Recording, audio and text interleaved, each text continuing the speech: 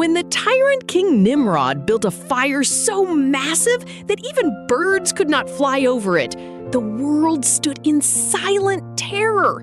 It was a blazing furnace designed to consume the message of monotheism and the messenger himself, Prophet Ibrahim. As the flames licked the very heavens, the angels of Allah watched in awe and sorrow.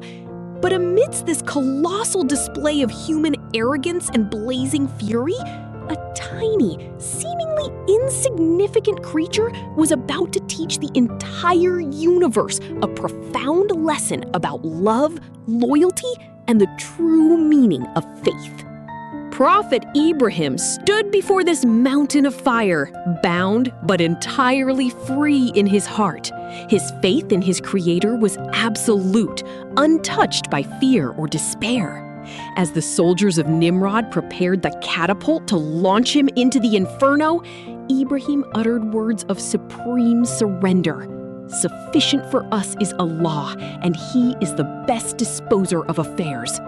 He did not look for worldly escape because he knew that the fire, like everything else in existence, was subject to the will of the Almighty.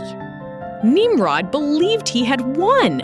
With this roaring inferno, he sought not just to destroy a prophet, but to incinerate the truth of Allah's oneness.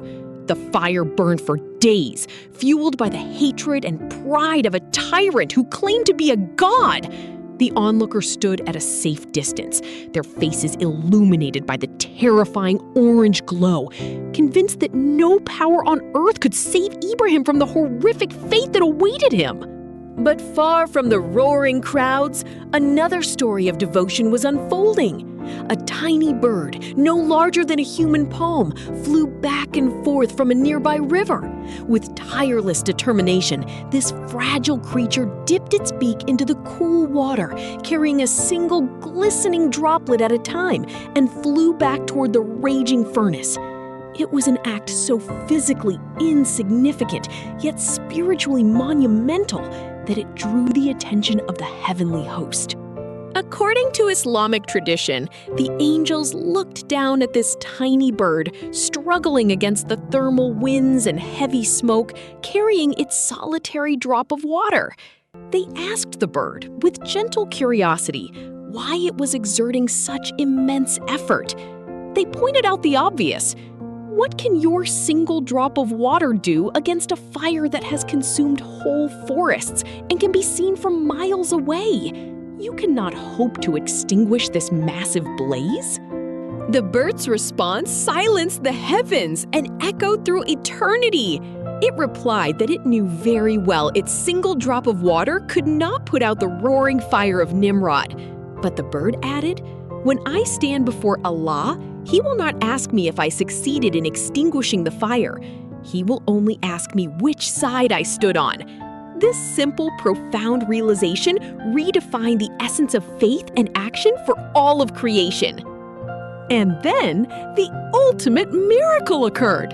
Allah commanded the fire, "O fire, be coolness and safety upon Ibrahim." Instantly, the roaring furnace transformed into a lush, serene garden. Ibrahim sat unharmed, surrounded by fragrant flowers and gentle streams.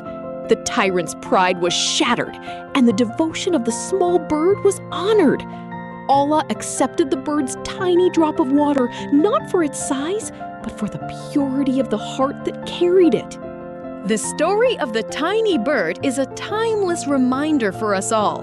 In a world filled with massive injustices, overwhelming trials, and giant metaphorical fires, we often feel too small to make a difference. We ask ourselves, what can our small efforts do? But Allah does not judge us by the magnitude of our success. He judges us by our loyalty, our intention, and our effort.